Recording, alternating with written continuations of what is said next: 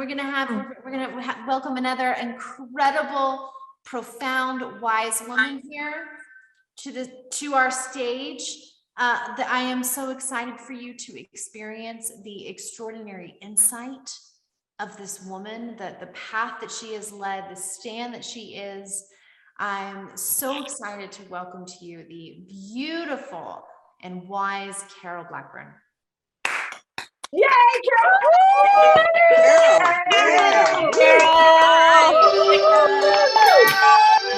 Thanks, Carole.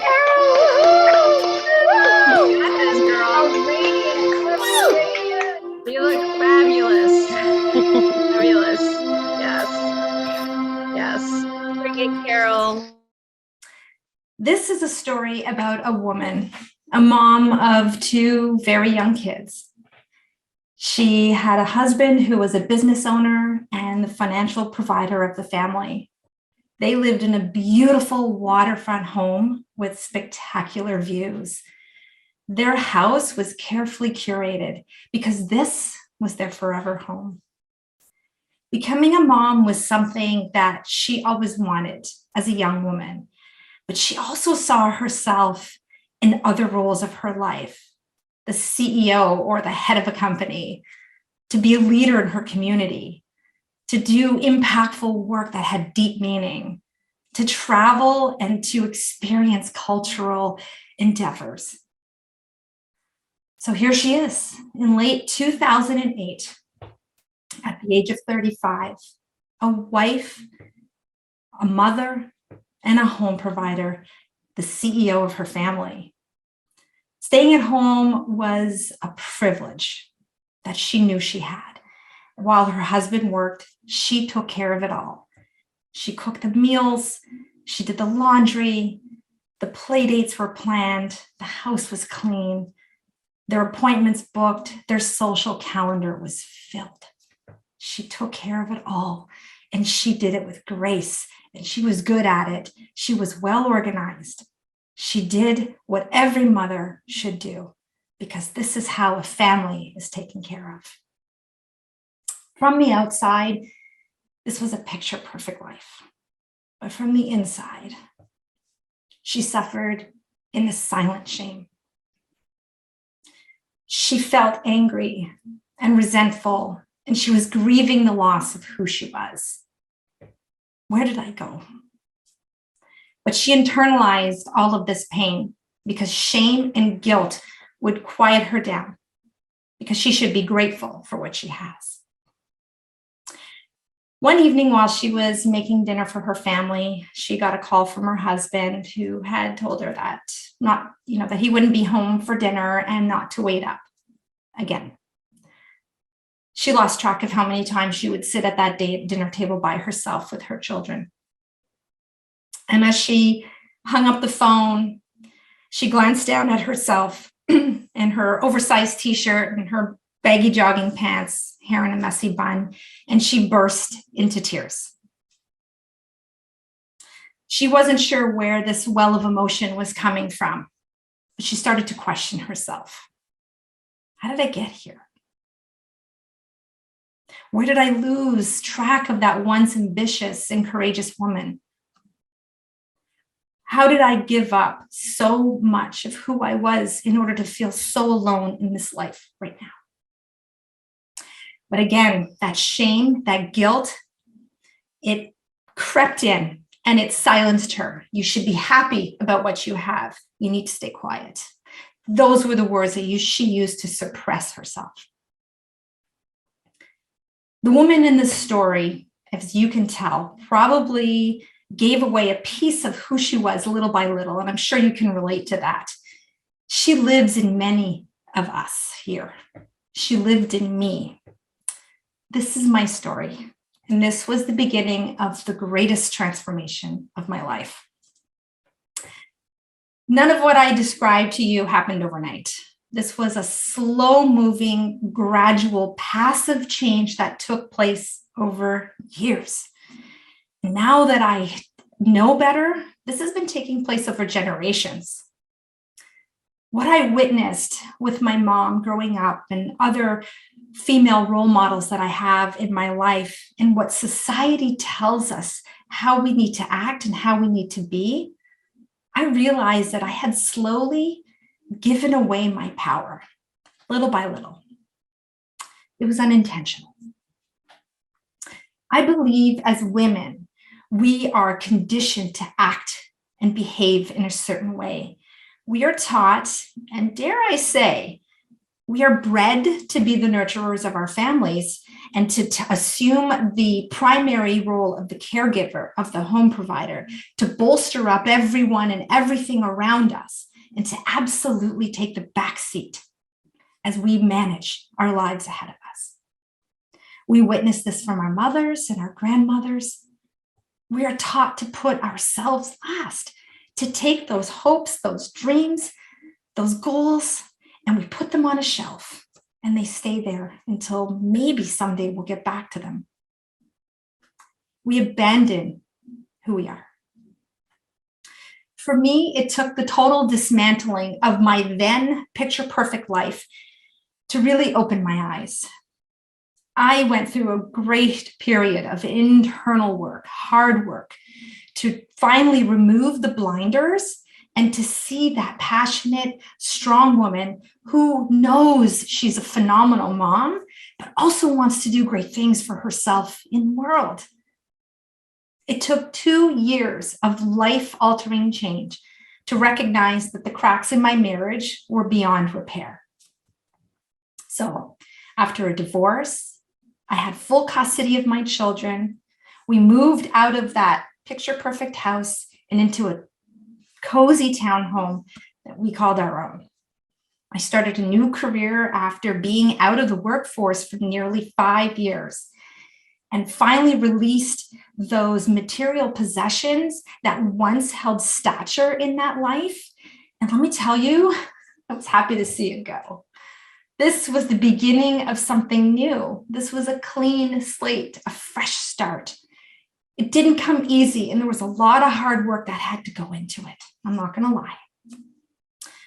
So the night that we moved into our townhome, and after I had tucked the kids in bed, I remember just going into my bedroom and literally just collapsing on my bed, surrounded by boxes and stuff, as you can imagine, after a big day of moving.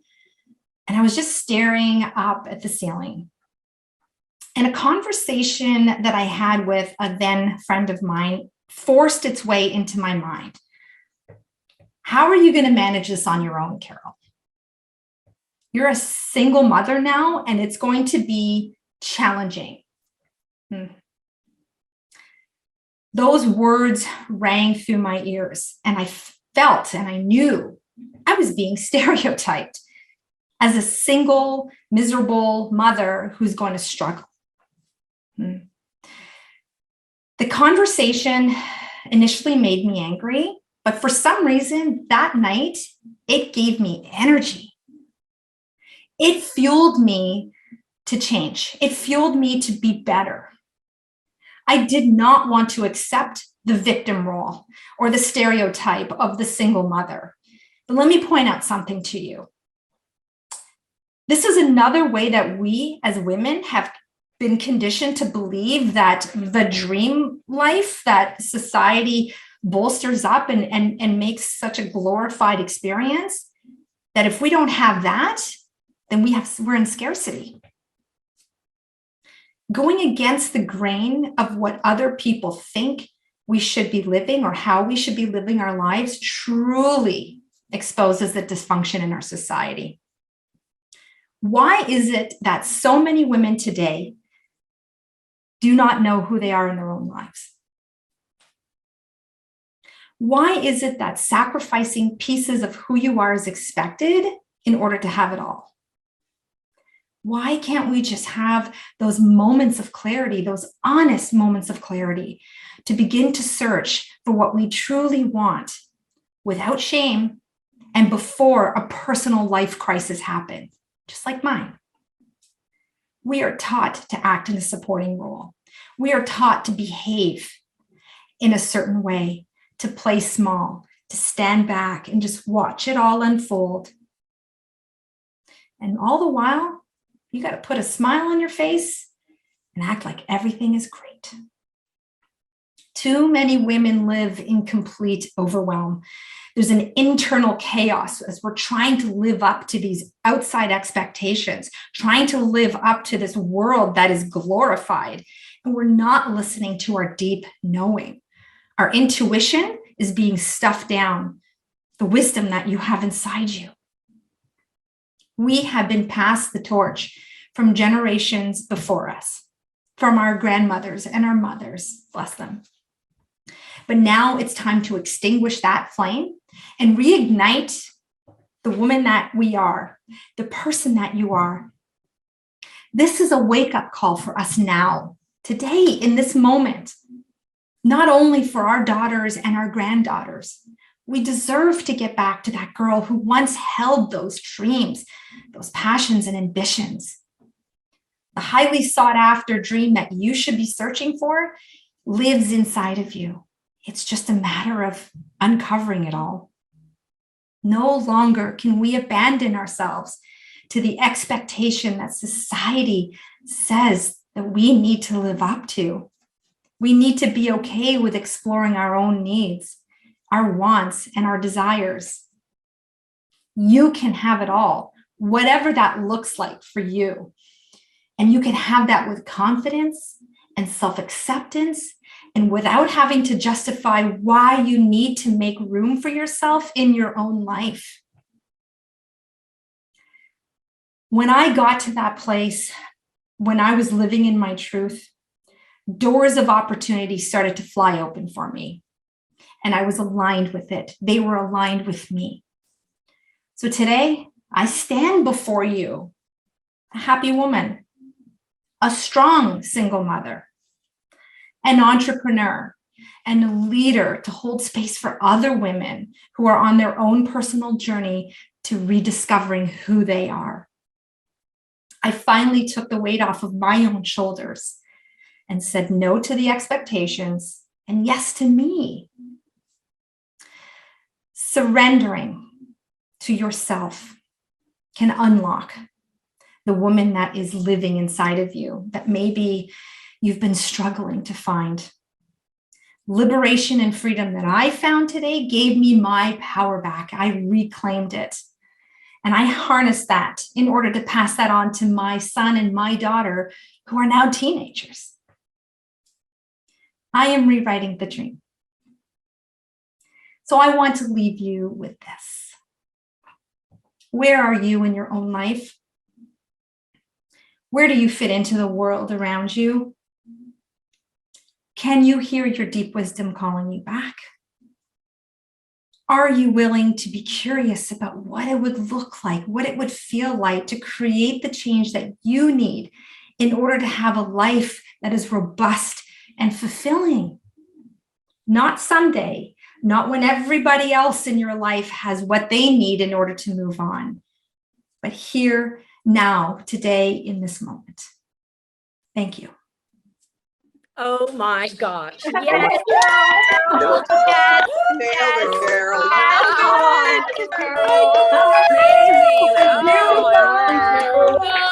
Powerful. So good. I don't know if I have that courage yet, but I really appreciate it. That was awesome. Oh, beautiful. Thank you so much, Carole. Oh my word. What a woman.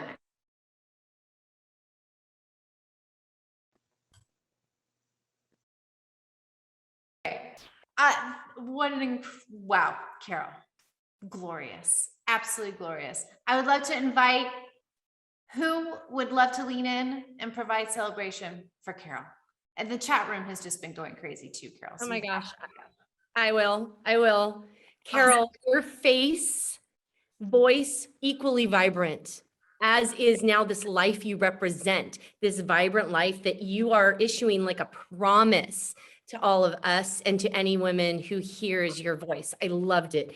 You didn't sugarcoat anything. You painted a real picture that I know for myself and everyone here, there's so many pieces we could find ourselves in. Yes. And, Yes. I mean, you set yourself, your kids, your future generations, that legacy, all of us You set everyone free, calling out falsehoods. That's what I wrote down. Falsehoods that run our lives and that we don't need to play small. I'm so proud of you, my friend. So proud of you. Wow. It's amazing. Yeah. So beautiful. Thank So beautiful. Carole, I just want to echo what Jen said. Your vibrancy is off the Mhm. It is.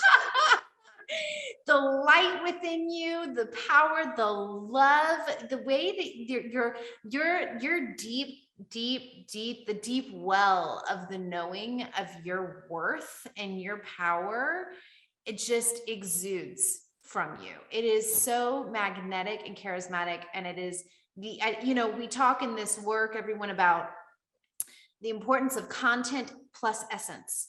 Because you could have the most amazing content, but if people can't feel you, that content just does not land as powerfully. But you can have just absolutely fully felt open essence and walk up and not say a word and open a room. Yeah. And you are that. It was just a phenomenally inspiring call to power message, and your essence, the beauty of your essence shining through, just absolutely magnetic. I mean, I look at you and it's just like, I kept thinking, I was like, I'll just have what she's having. Whatever she's having, I'll have that. And I know I'm not alone. So thank you. Yeah, just make sure you share in the chat what you loved about her message, what touched you about what she said or how she said it, and really take that in, Carole. Beautifully expressed, beautifully given. Let's give her another huge round of applause. Everyone. Thank you. Carole. So proud of you. Beautiful, Carole. Thank you. Proud of you. So much. So proud of you. Absolutely gorgeous.